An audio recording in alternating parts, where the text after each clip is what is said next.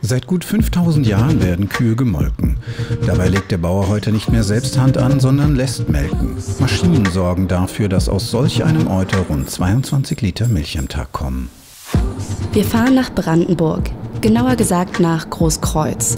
Dort betreibt Detlef May einen von Deutschlands knapp 80.000 Milcherzeugungsbetrieben. Hier so eine Milchkuh muss man sich wie so ein Spitzensportler vorstellen von der Stoffwechselbelastung. Deshalb muss alles in Ordnung sein.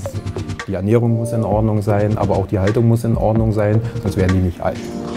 Und mit diesen Spitzensportlern arbeiten immer weniger Menschen.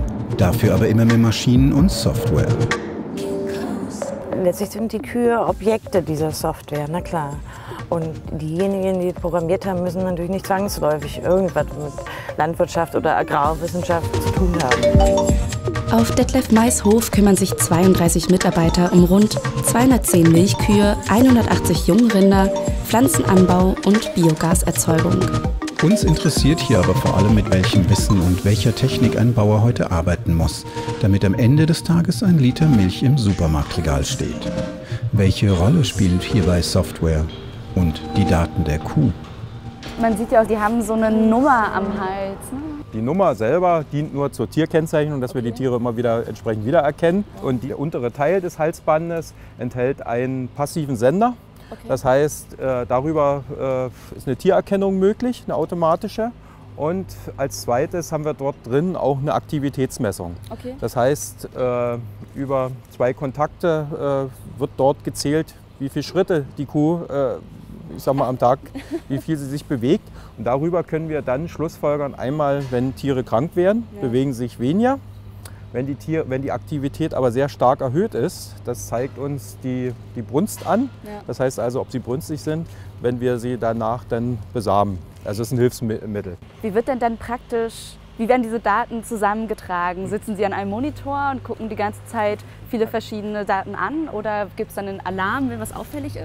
Also das können wir sowohl als auch machen. Also wir haben einmal die Möglichkeit, diese Daten aus einer Liste entsprechend natürlich rauszunehmen. Also wir haben ein sogenanntes Herdenmanagementprogramm. Da sind alle Daten der Kühe dort drin gespeichert. Und was muss passieren, damit Sie zu einer Kuh hingehen, die krank ist und schauen, was los ist? Also es wird morgens und abends wird diese Liste kontrolliert. Okay. Und wir haben uns eine Alarmliste zusammengebaut, wo natürlich verschiedene Parameter drauf sind. Ja. Und wir können uns natürlich auch einen Alarm schicken lassen. Okay. Also es gibt es heute so, dass also vom Prinzip sogar eine SMS dann auf dem Handy geht. Immer mehr und immer genauere Daten werden für eine immer effizientere Landwirtschaft erhoben. Und in kaum einem anderen Arbeitsbereich ist die Automatisierung schon so fortgeschritten wie auf den Bauernhöfen. Konstanze Kurz verfolgt diese Entwicklung schon lange. Sie hat gemeinsam mit Frank Rieger das Buch Arbeitsfrei geschrieben. Von der Informatikerin wollen wir mehr über die Wechselwirkungen zwischen modernen Arbeitsprozessen und Informationstechnologien wissen. Da fallen eine Menge Daten an, die man verarbeiten kann. Und in gewisser Weise ähneln sich solche Prozesse mit anderen logistischen oder Produktionsprozessen ja durchaus auch wenn es natürlich lebende Wesen sind. Ich glaube, dahinter steht ja auch noch die ganze Automatisierung in dem Bereich der ganzen Verwaltung, Milchabgabe und so weiter. Also auch die Ställe sind ja auch natürlich längst vernetzt. Wir fanden schon faszinierend, wie wenig man im Alltag davon merkt, wenn man halt in den Laden geht und, weiß ich nicht, eben eine Packung Milch kauft. Bevor man solch eine Packung Milch im Laden kaufen kann, muss aber erstmal die Kuh gemolken werden. Auf Herrn Mays Hof erledigt das ein Melkroboter. Und das rund um die Uhr, 365 Tage im Jahr. Also wir können jetzt von hier oben auf den Melkroboter runterschauen. Da ist zurzeit gerade eine Kuh drin. Die Kühe können sich ja selber entscheiden, wann sie zum Melken gehen. Sie müssen natürlich mindestens 2-mal am Tag, aber wir müssen nur ungefähr zwischen 3 und 5% der Tiere holen. Das heißt also, morgens und abends wird kontrolliert, ob die Tiere in den letzten 12 Stunden selbstständig zum Melken gegangen sind. Und wenn sie das nicht gemacht haben, gehen wir hin und bringen sie dann entsprechend hin oder erinnern sie, dass sie das Melken vergessen haben. Gemeinsam arbeiten hier Kuh und Maschine daran, ihr tägliches Soll an Milch zu produzieren. Dabei kennen die Melksysteme jede einzelne Kuh, Identifiziert durch ihre Sensoren weiß die Maschine nicht nur, wie viel Milch von einer bestimmten Kuh zu erwarten ist, sondern auch, wann sie zum Melken kommen darf.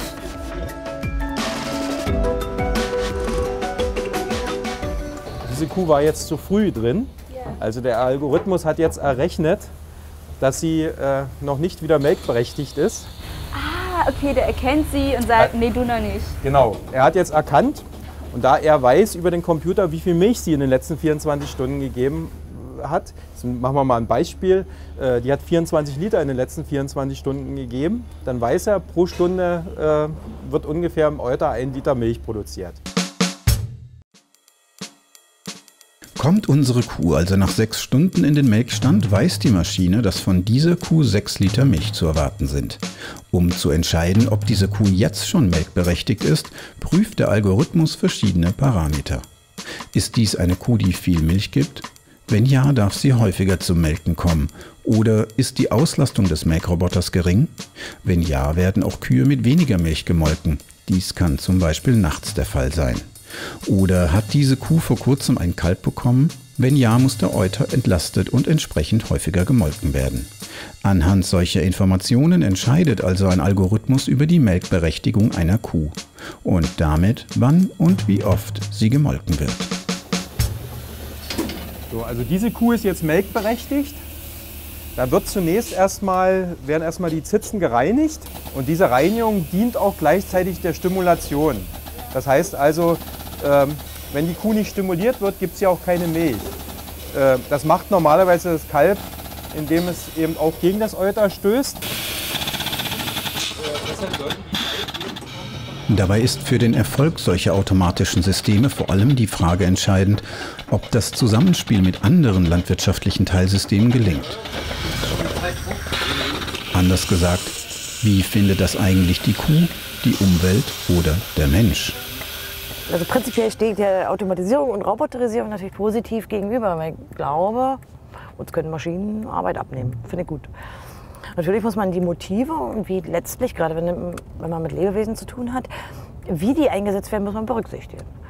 Nun hat man gerade in so einem Stall bei Kühen eine Menge Beispiele, etwa eben wieder der Melkroboter, wo man merkt, das finden auch die Tiere ganz gut. Also beim Melkroboter ist das relativ eindeutig. Die können halt selber aussuchen, wann sie gemolken werden. Sie gehen einfach hin, quasi von der Stelle im Stall, wo sie rumstehen, wann sie wollen in diesem Melkroboter. Das ist halt so eine offene Frage für mich, ob die Möglichkeiten der technischen Optimierung nicht auch dazu, also zu ganz anderen Verläufen führen in der Landwirtschaft und auch zu anderen Entscheidungen. Naja, ich glaube, man versucht schon eine gewisse Verbindung zwischen, das ist den Tieren angenehm, aber das erhöht ihre Effizienz.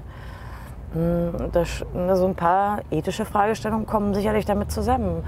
Auch weil so ein normaler Hof mit mehreren 100 Tieren einfach kaum noch mit Menschen bestückt ist, wo man fast keine mehr braucht. Man überlässt es quasi vielfach den Maschinen. Kaum ist die Milch aus der Kuh, wird sie umhüllt von einem Meer von Daten. Temperatursensoren überprüfen die Kühlkette, Farbsensoren kontrollieren die Milch auf Verfärbungen. Zellzahlen und Inhaltsstoffe werden gemessen. Die Milch gelangt über Schläuche und behält in einen zentralen Tank, wo sie gekühlt auf ihren Abtransport zur Molkerei wartet. So, und jetzt sehen wir, wenn wir jetzt mal hier schauen, hier haben wir links vorn schon Milchflussende. Sonst war es so, dass alle Zitzen gleich lang gemolken wurden. Für die Kuh ist es aber so, dass in jedem Viertel unterschiedlich viel Milch ist. So, jetzt ist sie fertig. Also das ist eine Kuh, die zum Beispiel sehr schnell gemolken hatte. Die hatte jetzt die 8,6 Liter, die sie jetzt hatte, hat sie vom Prinzip her in knapp 2,5 Minuten gemolken. Die Leistung einzelner Kühe, aber auch der ganzen Herde werden so permanent mit der zu erwartenden Milchleistung abgeglichen. Alle Veränderungen registriert das System sofort und gibt Hinweise. Somit kann Herr May schnell auf Krankheiten einzelner Tiere oder auch Schwankungen im Futter, die die ganze Herde betreffen, reagieren.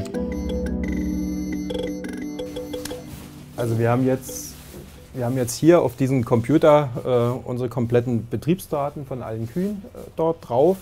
Und das sind eigentlich auch die Programme, die morgens und abends kontrolliert werden, beziehungsweise die natürlich auch automatische Signale ausgeben können. Wir haben zwei Programme. Wir haben einmal das Programm, wo ich unsere Kühe alle hinterlegt habe, 215 anwesend im Betrieb. Also er sagt mir sogar, wie viele Kühe da sind. Maschinen, Software und Sensoren haben die moderne Landwirtschaft wesentlich effizienter gemacht. Parallelen zu anderen Arbeitsfeldern sind da naheliegend. Natürlich der zweite Schritt ist mal zu überlegen, wie überträgt man das auf Menschen. Denn die Arbeitswelt bei uns und die Automatisierung und Roboterisierung im Arbeitsleben ist ja so viel anders auch nicht. Klar, diese Effizienzdenken und eine reine Optimierung von Lebewesen, die kann man natürlich auch kritisch hinterfragen, muss man auch. Wird ja auch thematisiert. Also die Einzelnen, die da arbeiten, haben ja in der Regel einfach positive Emotionen gegenüber den Tieren und denken ja auch darüber nach. Insofern kommt mir manchmal so vor, als wenn so gerade in der Tierhaltung ein Schritt weiter ist als im Arbeitsalltag. Wo man manchmal den Eindruck hat, dass dieses Optimieren und Effizienzdenken im Arbeitsalltag von Menschen noch gar nicht so hinterfragt wird. Die Computerisierung der Landwirtschaft macht aber nicht nur die alltägliche Arbeit effizienter. Daten und Informationen ganzer Tiergenerationen können so gesammelt, verwaltet und ausgewertet werden. Hier haben wir jetzt mal für eine Kuh einen Teil der Daten drin. Die ist eben geboren am 12.03.10. Wir sehen, wie alt sie ist, wann sie eingestallt ist. Wir sehen, dass sie aktuell zurzeit tragend ist. Wir sehen ihre Abstammung. Das ist ihr Vater, das ist ihre Mutter. Das ist eine, die hat ganz, ganz viel Milch. Die hat jetzt in der Hochrechnung knapp 13.800 Liter. Das ist also schon eine, die wirklich viel Milch gibt. Alle 4 Wochen werden also auch noch andere Parameter genommen. Kann ich mir zum Beispiel anschauen. Die hat relativ wenig Inhaltsstoffe. Die liegt eben bloß bei, jetzt lag sie eben bei knapp 3% Fett und bei 3,6% Eiweiß. Und wenn ich jetzt mir zum Beispiel ihre Tochter anschauen will, die ist noch nicht so alt, die ist erst 9 Monate alt, kann ich also auch solche Sachen, also auch die genetischen Zusammenhänge kann man dann hier entsprechend ermitteln. Ich kriege also alle Vorfahren, also alle Nachfolger entsprechend hier mit hin. Diese genetischen Zusammenhänge haben natürlich auch große Auswirkungen auf die Zucht. Dabei geht es heute gar nicht mehr ausschließlich um mehr Leistung, sondern auch darum, besonders robuste und gesunde Tiere zu erzeugen. So sind Herr Mais Kühe in den letzten 15 Jahren im Durchschnitt 7 cm gewachsen. Jetzt muss er die Ställe vergrößern, um sie den Tieren anzupassen. Hat sich die Milch denn eigentlich verändert? So die aus der Kuh direkt rauskommt über die letzten Jahre? Hat sich das vielleicht durch die neuen Haltungsmethoden verändert? Also die Milch ist immer noch die gleiche, okay. Also das gleiche wertvolle Lebensmittel. Was sich verändert hat, ist, dass die hygienische Qualität und auch die, gesundheitsseitige Qualität erhöht hat. Weil wir eben heute Sachen messen können, die wir früher nicht gemessen haben und weil natürlich wir heute auch einen höheren Anspruch an diese ganze Sache stellen.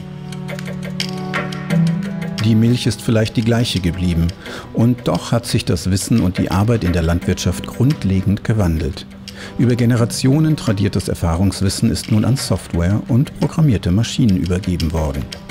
Kann man das eigentlich so 1:1 abbilden in Software oder verändert sich dieses Wissen oder ist es das Gleiche? Wie siehst du das als Informatikerin? Sicherlich geht auch in gewisser Weise Wissen verloren, also tradierte Wissen, wo man vielleicht früher über Generationen weitergegeben hat oder so Erfahrungswissen. Natürlich wird es ersetzt. Also ich glaube schon, dass man durch die Sensorik, durch das Verdaten der Kühe mehr Informationen hat. Aber dadurch werden natürlich diese Tiere noch mehr zu Objekten. Ich glaube, das ist eine zwangsläufige Folge. Das ist so anders nicht als bei Menschen. Auch wir werden mehr zu Objekten, wenn man uns quasi permanent vermisst und uns verdatet.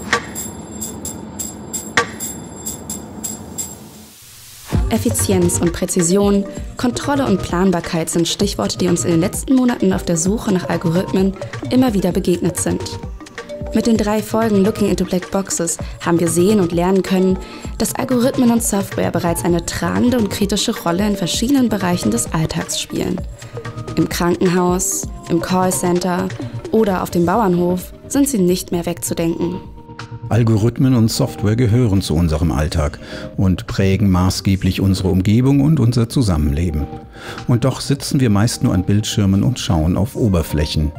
Was dahinter, in den Blackboxes passiert, bleibt im Verborgenen. Um aber zu begreifen, wie Algorithmen und Software unsere Gesellschaft verändern und wie wir damit umgehen können, müssen noch viele Blackboxes geöffnet werden.